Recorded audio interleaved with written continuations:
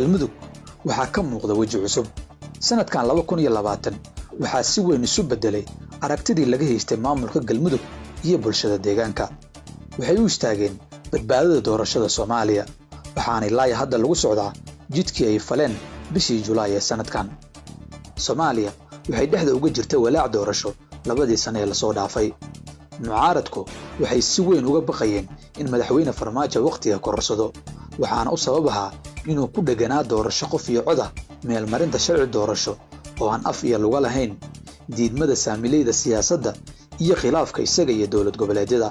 baarlamaankii oo sidoo kale ku milmay xukuumaddii ayaa walaaca ku badiyey xubnaha mucaaradka ee sugayay inuu isbeddel yimaado oo ay doorasho ka dhacdo dalka.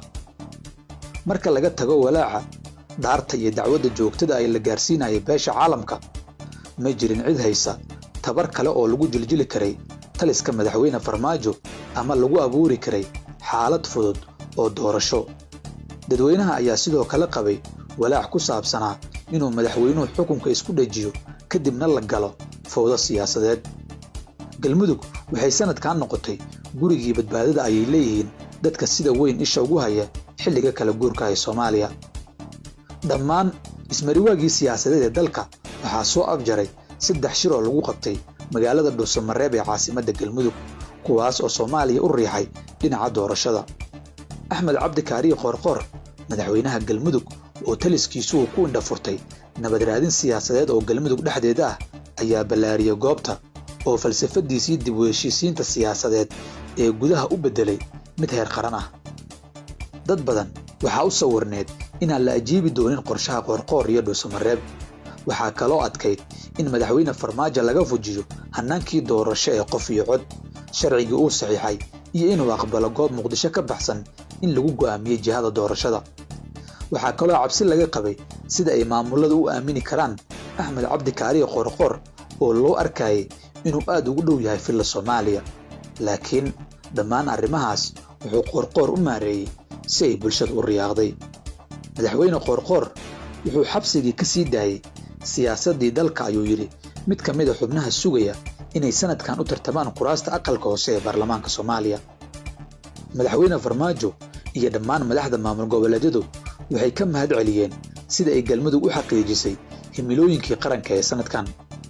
hadda waxaa la sugayaa dhismaha gudiyada doorashooyinka heer federaal iyo kuwa heer dowlad goboleed si uu u shaqeeyo jadwalkii dhawaan ka soo baxay kulamadii madaxda ee Muqdisho. haddii uu jadwalku sidiisa u shaqeeyo oo ay doorashada Soomaaliya ku dhacdo xilligeeda, waxa ay dad badani qabaan in galmudug mudan tahay inay Soomaalidu wax weyn ku maamuusto sanadkan. sidoo kale, Qoorqoor oo noqday lama filaankii siyaasadda ee 2020 ayaa laftigiisa la isweydiinayaa waxa uu noqon doono maamuuskiisa xilliga kala guurka ah, maadaama ay madaxda maamulada iyo kuwa federaalku ku tilmaameen nin si weyn ugu dhabar adeegay qabsoomidii 3 shir ee Dhuusamareeb, tanaasul iyo inuu dhinacyada kale ku qanciyay inaan dhabbihii hore laga leexin qoray isu dhiibka dowladnimada Soomaaliya. haddaba su'aasha miiska saaran maalmahan ayaa ah, maxay noqon doonaan maamuuska galmudug iyo Qoorqoor sanadkan haddii ay doorashada Soomaaliya xilligeeda ku dhacdo, taasoo ka dhigan badbaado qaran oo aan la dafiri karin. adiga daawanaya barnaamijkan, maxay mudan doonaan galmudug iyo Qoorqoor haddii ay doorashada Soomaaliya xilligeeda ku dhacdo sanadkan? fikirkaagu waa muhiim.